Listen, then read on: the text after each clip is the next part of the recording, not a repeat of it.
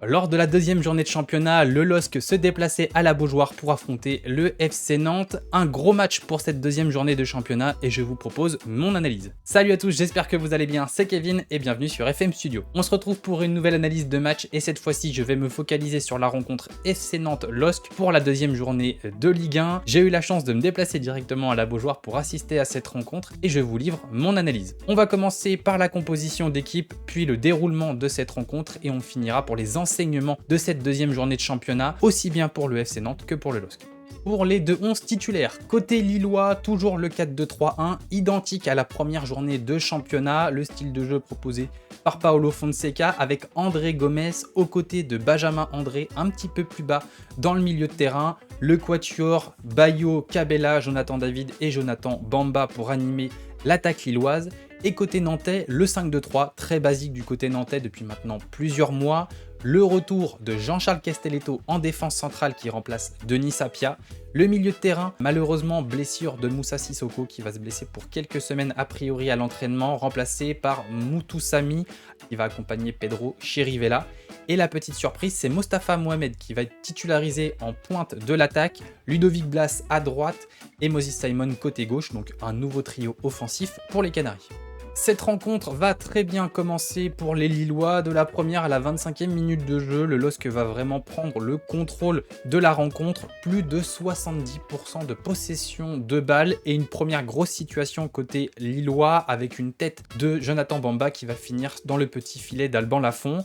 On voit très clairement le style de jeu de Lille se mettre en place, de la possession, beaucoup de mouvements au niveau offensif avec des latéraux qui vont pas hésiter à monter et à dédoubler les ailiers lillois. Jonathan David sur le côté, Bamba également qui vont toucher beaucoup de ballons et un Rémi Cabella en position de numéro 10 qui va régaler, capable de porter le ballon mais également de jouer en 1 à 2 touches de balle pour lancer ses attaquants. Le FC Nantes est en grande difficulté mais à partir de la 25e minute de jeu, on va réussir à trouver en transition les joueurs offensifs et surtout Moses Simon. À la 25e, il va réussir à combiner avec Quentin Merlin. Petite déviation, il va se retourner dans la surface de réparation sur le côté gauche, va envelopper et trouver le poteau de Léo Jardim. 2 minutes plus tard, corner pour le FC Nantes, déviation de Giroto à l'entrée de la surface de réparation pour Moses Simon au deuxième poteau. Il va conclure dans le but vide, ça fait 1-0 pour les Nantais. Et à partir de l'ouverture du score, la première mi-temps va plutôt se rééquilibrer. Plusieurs situations aussi bien pour les Nantais que pour les Lillois. Une équipe de Lille qui va contrôler le tempo et un FC Nantes qui va se comporter plutôt en transition, même si on a un bloc nantais qui va déjà monter un petit peu plus haut pour aller gêner la relance côté lillois. Le bilan de cette première mi-temps, deux styles totalement différents pour les deux équipes. Une équipe en possession, une équipe en transition. Le LOSC a manqué un petit peu de réalisme sur cette première mi-temps. Et côté nantais, c'est très efficace avec l'ouverture du score de Moses Simon. À la fin de cette première mi-temps, le FC Nantes mène 1-0 et Fonseca va réagir directement en faisant deux changements. Les deux latéraux qui vont être remplacés, Zedatka et Diallo, remplacés par Diakité et surtout Ismaili, la nouvelle recrue lilloise, le latéral brésilien en provenance du Shakhtar Donetsk. Et la deuxième mi-temps sera quasiment à sens unique pour le LOSC. De la 45e à la 60e minute de jeu, plusieurs situations, la tête de Benjamin André sur le poteau, deux face à face pour Rémi Cabella dans la surface de réparation, de très beaux arrêts pour Alban Lafont, même si Cabella n'a pas été chirurgical au niveau de la finition, faut quand même se l'avouer. Et à partir de là, le FC Nantes va commencer à descendre sur le terrain, à aller chercher beaucoup moins haut. Grosse difficulté à trouver les trois attaquants de devant, particulièrement Blas et Mostafa Mohamed, qui vont être quasiment invisibles sur la deuxième mi-temps malheureusement. Et à partir de la 60e minute de jeu, on va avoir un petit coup de mou côté lillois. Le FC Nantes ne va pas pour autant réussir à se créer énormément d'occasions, mais déjà ils vont être un petit peu moins dangereux, jusqu'à la 75e minute de jeu et le but de Ismaili, une superbe combinaison avec Jonathan David et ça fait un partout, c'est largement mérité pour le LOSC. Jusqu'à cette période, c'est Alban Lafont qui avait réussi une grosse performance avec plusieurs arrêts décisifs côté nantais. On va continuer cette rencontre avec une équipe nantaise qui va réussir à sortir un petit peu la tête de l'eau. Des entrées en jeu de Fabio qui va remplacer Coco en grande difficulté sur son côté et surtout Evan Guessant qui va remplacer Mostafa Mohamed qui va se générer une belle occasion à la 82e minute de jeu.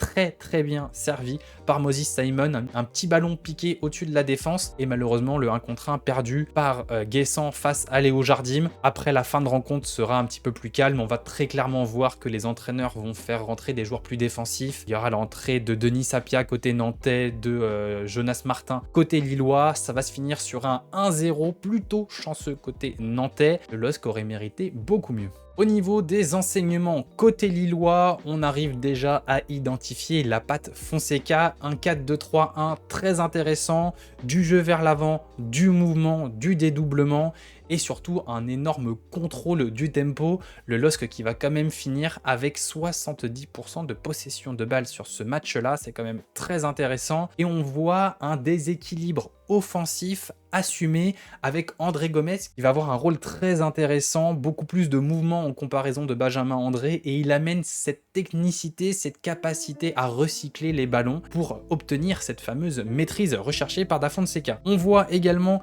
une capacité du LOSC à alterner entre jeu de possession et jeu un peu plus direct avec quelques circuits de passe très simples mis en place par le coach lillois, particulièrement lors de la relance longue du gardien avec un Mohamed Bayo qui va proposer des courses horizontales. Il va se positionner sur le côté gauche ou le côté droit de la défense adverse pour repiquer vers une course horizontale dans le milieu de terrain et dévier le ballon pour ses ailiers ou son numéro 10, Rémi Cabella en l'occurrence. Les flops côté lillois, eh bien la finition finalement. Alors oui, Alban Lafont a réalisé un grand match, mais si la finition avait été parfaite, eh bien Alban Lafont n'aurait rien pu faire et finalement, surtout Rémi Cabella a manqué un petit peu de justesse technique dans le dernier geste. On peut également noter des sorties de banc un petit peu limitées. C'est vrai qu'on n'a pas ce joueur explosif qui pourrait amener cette petite touche de peps sur la fin de rencontre. On parle de Ludovic Blas au LOSC depuis maintenant plusieurs jours et effectivement ça pourrait être ce 5e, 6e joueur offensif qui permettrait d'amener un accord du dynamisme à l'attaque lillois, surtout en fin de rencontre. Ce serait très intéressant, donc le mercato n'est pas fini pour le LOSC, donc il y a encore largement le temps de faire des rectifications au niveau de l'effectif. Les top côté joueur, Rémi Cabella que j'ai trouvé omniprésent sur cette rencontre, aussi bien dans la surface de réparation que dans l'organisation du jeu, capable de porter le ballon mais également de jouer en une ou deux touches. Ismaili, le latéral brésilien qui a réalisé une superbe deuxième mi-temps avec un but et il aurait même pu en marquer un deuxième s'il avait été un petit peu plus réaliste. Et le gros défaut pour moi c'est le banc lillois, les rentrées en jeu qui n'ont pas forcément amené grand chose. Gunmonson qui est rentré, pas forcément mon joueur préféré et il manque ce petit joueur en plus pour le LOSC. Côté nantais, les enseignements, une première mi-temps plutôt intéressante, même si au point le LOSC menait davantage que le FC Nantes sur la première mi-temps, mais au moins il y a eu quelques occasions de générer, un bloc équipe qui a su être un peu plus agressif sur la première mi-temps pour aller gêner la relance lilloise et surtout un Moses Simon très intéressant. Sur la deuxième mi-temps, eh bien on va mettre finalement en avant la défense nantaise, beaucoup de situations côté lillois et un seul but. Un grand Alban Lafont, mais aussi une très bonne défense centrale. Castelletto, Girotto, Palois, c'est du costaud, on le sait côté nantais. Peut-être l'une des plus belles défenses à 3 du championnat, surtout avec des joueurs qu'on n'attendait pas à un tel niveau. Nico Palois, toujours intéressant, avec de très belles interventions. On pense au tacle sur la deuxième mi-temps dans la course de Jonathan David qui évite le face-à-face avec Alban Lafont. Girotto toujours costaud au niveau de son jeu de tête. Castelletto peut-être un peu plus en difficulté, mais il revient tout juste. C'est sa première journée de championnat pour lui. Par contre, les flops, les pistons en grande difficulté sur ce match-là, surtout au niveau défensif.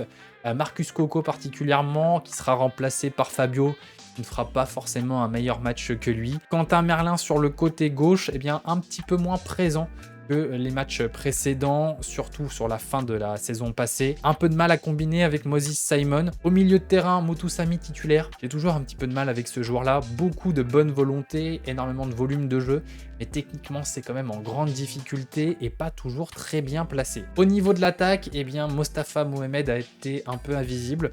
Pareil, beaucoup de bonne volonté, du volume de jeu, mais pas beaucoup touché, très peu servi dans la surface de réparation. On a malheureusement vu trop peu de centres pour l'attaquant égyptien. Et Ludovic Blas qui, encore une fois, a été un petit peu intermittent du spectacle, Quelques bonnes situations, quelques frappes, mais rien d'extraordinaire. C'est plutôt un match moyen pour le numéro 10 nantais. Les tops côté nantais, Moses Simon, un but, beaucoup de situations, de la percussion. La défense centrale, compliqué de sortir un joueur sur les 3, du coup on va les mettre tous les 3 ensemble. Et comment ne pas mettre en avant Alban Lafont, encore un match incroyable après les 7 arrêts face à Angers, il nous ressort une masterclass. Les flops, les 2 pistons qui ont été pour moi en difficulté, l'attaque nantaise, Mohamed Blas, trop invisible, surtout sur la deuxième mi-temps. Et le 3e flop, ce sera surtout le banc côté nantais. Encore une fois, très peu de changements côté nantais. 3 joueurs, Denis Sapia, Fabio et Evan Guessant. On manque d'options au milieu de terrain. Moutou Samy, malheureusement, avec Moussa Sissoko, on voit vraiment la différence de niveau et on n'a pas ce joueur supplémentaire. Et au niveau offensif, eh bien, il y avait 3 joueurs du centre de formation sur le banc, Hachi, Afama et Manvélian. Mais malheureusement, a priori, Camboire ne leur fait pas confiance. Donc on espère une recrue côté nantais pour avoir ce joueur en plus qui pourra amener du dynamisme en fin de match, parce que ça a manqué contre le LOSC, et potentiellement Nantes aurait peut-être pu aller chercher un hold-up et prendre les 3 points. Mais sans joueur bonus, sans ce joueur qui va sortir du banc pour amener du dynamisme, bah, ça va être très compliqué.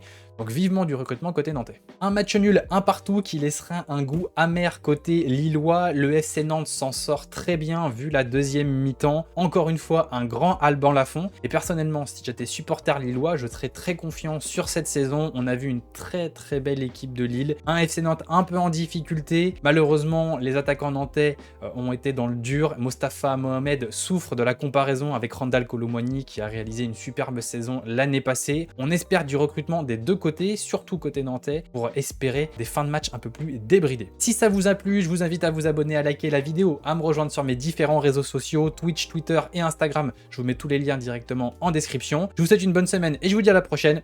Salut à tous.